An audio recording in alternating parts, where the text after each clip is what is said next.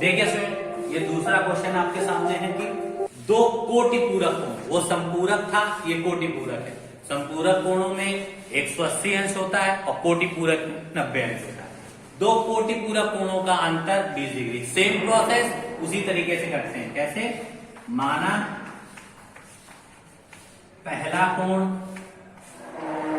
बराबर x degree, तो उनका अंतर 20 था, तो दूसरा कोण क्या हो जाएगा स्टूडेंट्स?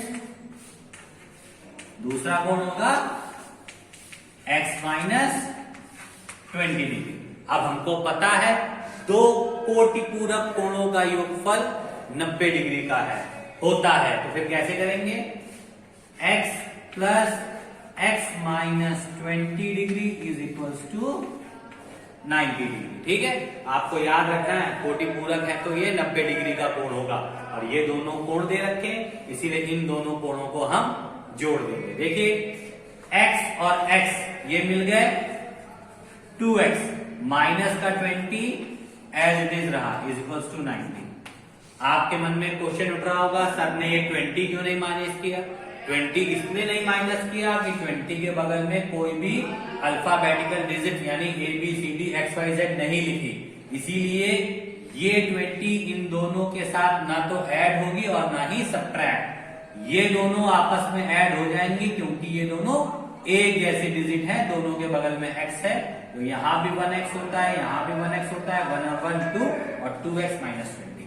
अब देखिए, अब हम क्या करेंगे? 20 को जंप करके उस साइड ले जाएंगे, तो 2x is equals to 90 plus 20।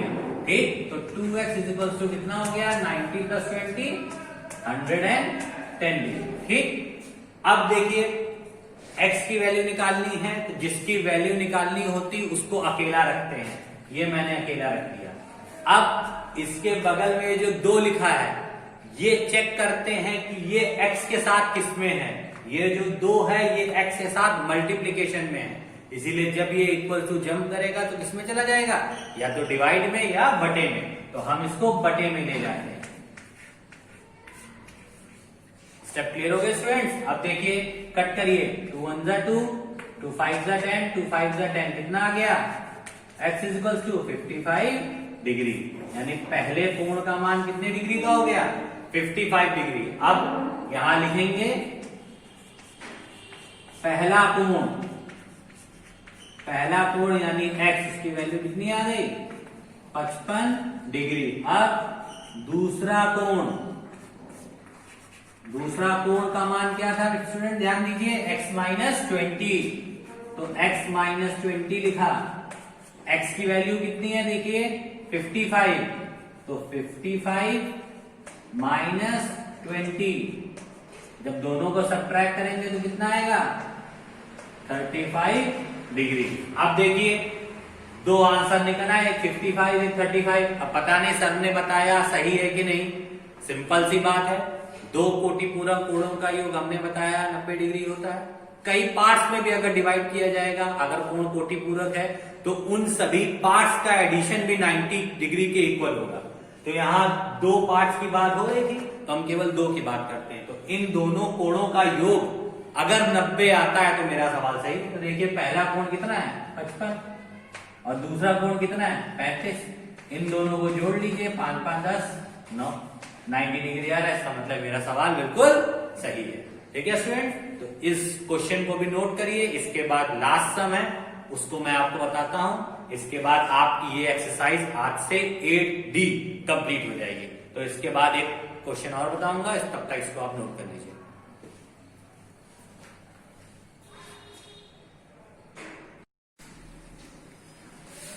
Good morning students, आज मैं आपको एक्सरसाइज 8D में आगे के सम्स बताने जा रहा हूं। देखिए, सम कहता है दो संपूरक कोणों का अंतर 40 डिग्री है। देखिए, संपूरक और कोटि पूरक दो कोण होते हैं। संपूरक कोण वो होते हैं जो 180 अंश के बनते हैं, और कोटि पूरक कोण वो होते हैं जो 90 डिग्री के बनते हैं। तो देखिए, दो संपूरक कोणों का अंतर 40 डिग्री है।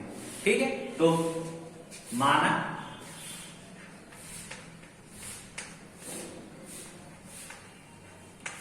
पहला कोण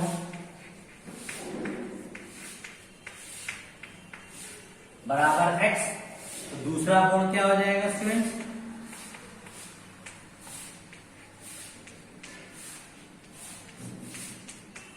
x माइनस 40, क्योंकि दोनों कोणों का अंतर 40 डिग्री है।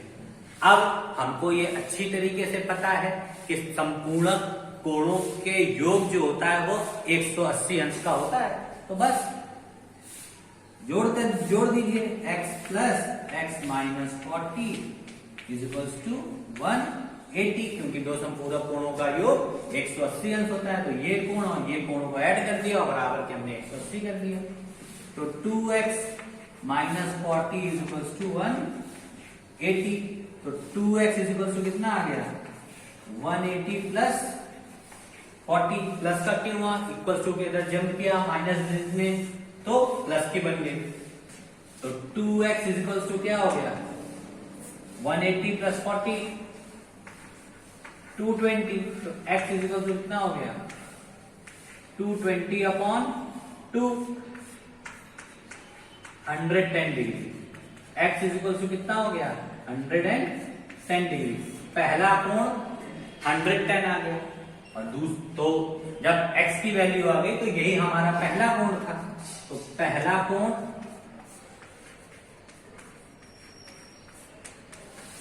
110 डिग्री, और दूसरा कोण क्या होगा? दूसरा कोण हमारा होगा x माइनस 40, यानी x की वैल्यू रखिए 110 degree minus 40 degree equals to कितना आ गया? 70 डिग्री। अब देखिए मेरा क्वेश्चन सही है कि नहीं, इसको समझिए।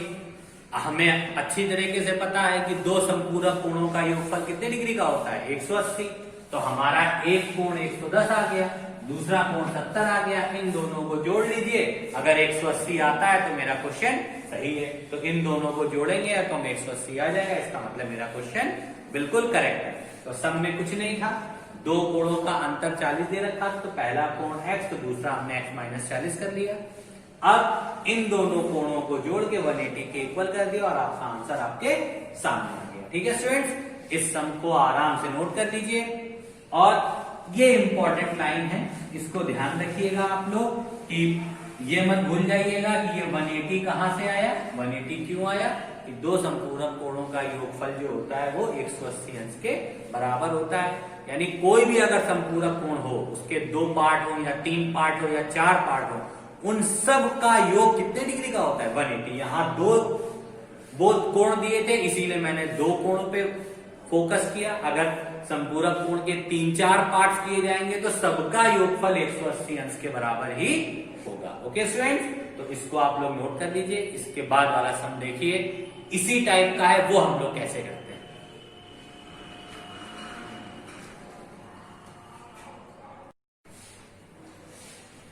देखिए स्टूडेंट, तीसरा क्वेश्चन है, एक त्रिभुज के अंतःकोण क्रमशः 3x degree, 2x plus 20 degree, 5x plus 40 degree हो तो सिद्ध कीजिए त्रिभुज समबाहु त्रिभुज है। समबाहु, सम माने होता है समान, बाहु माने होता है भुजा, जिसकी सभी भुजाएं आपस में समान हो।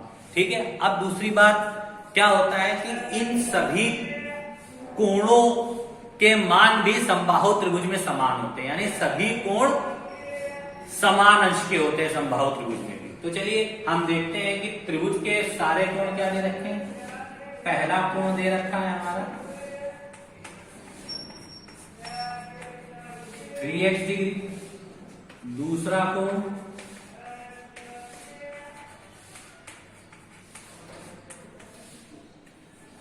2x प्लस 20 डिग्री, और तीसरा कोण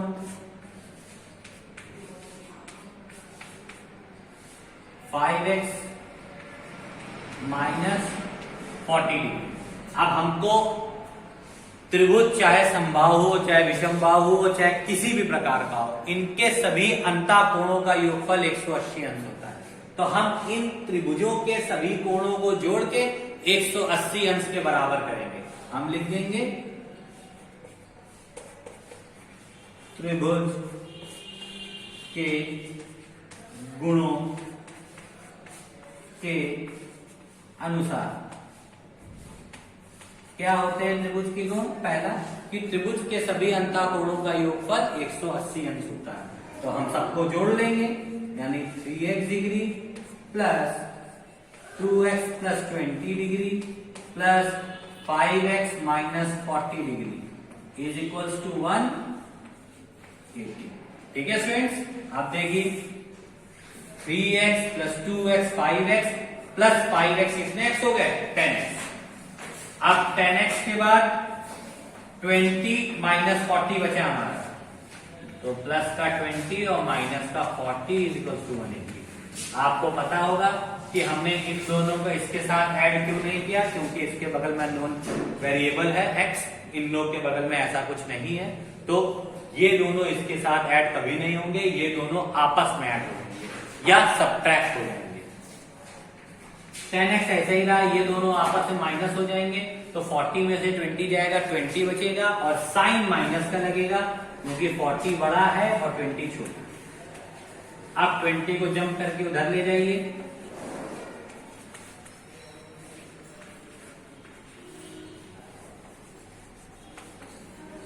आ गया 200। 200 को जब हम 10 से डिवाइड करेंगे, 10 से डिवाइड क्यों किया? हमें पता है x की वैल्यू निकालनी है, 10 x के साथ मल्टीप्लाई में इक्वल टू जंप करेगा, डिवाइड में जाएगा, तो x की वैल्यू कितनी आ गई? 20 डिग्री। अब सभी कोणों में x का मान रख लीजिए, तो पहला कोण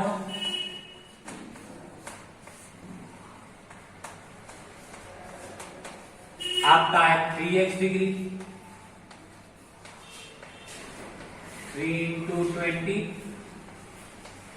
60 डिग्री। दूसरा कोण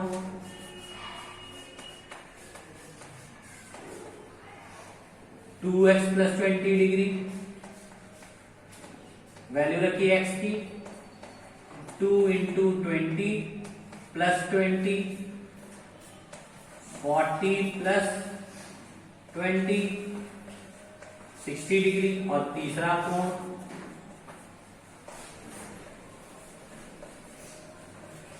तीसरा कोण हमारा है 5x माइनस 40, फिर x की वैल्यू रखिए 20 माइनस 40 तो 100 माइनस 40 आ गया 60। देखिए हम इनके सभी कोणों का मान देखते हैं, 60 60 और 60 आ रहा है। जब समबाहु त्रिभुज की एक गुण होता है कि इनकी सभी भुजाएं आपस में बराबर होती हैं और उनके सभी कोण भी आपस में बराबर होते हैं, तो हम लिखेंगे चूंकि इस त्रिभुज के सभी कोण आपस में समान है, अतः यह समबाहु त्रिभुज है। ठीक है स्टूडेंट्स, तो ये मैंने आपको सम का सॉल्यूशन करके दे दिया है। इसके बाद आपको एक लाइन लिखनी है कि समबाहु त्रिभुज के सभी कोणों का मान समान होता है और आपके सवाल में सभी कोण 60 60 60 के आए हैं, इससे सिद्ध होता है कि ये एक समबाहु त्रिभुज है। ओके स्टूडेंट्स, अब इसको आप नोट कर लीजिए और इन तीनों सम्स को फेयर कॉपी में कर लीजिए। आपकी एक्सरसाइज खत्म हो गई है। अब कल से आपकी नई एक्सरसाइज स्टार्ट होगी और इन एक्सरसाइज में आपको कोई भी प्रॉब्लम हो तो पूछिएगा जरूर। बहुत इंपॉर्टेंट एक्सरसाइज थी है, आपको आना बहुत जरूरी होता है क्योंकि ये कंपटीशन के लिए भी मस्ट होती है। Okay student, now thank you and have a nice day.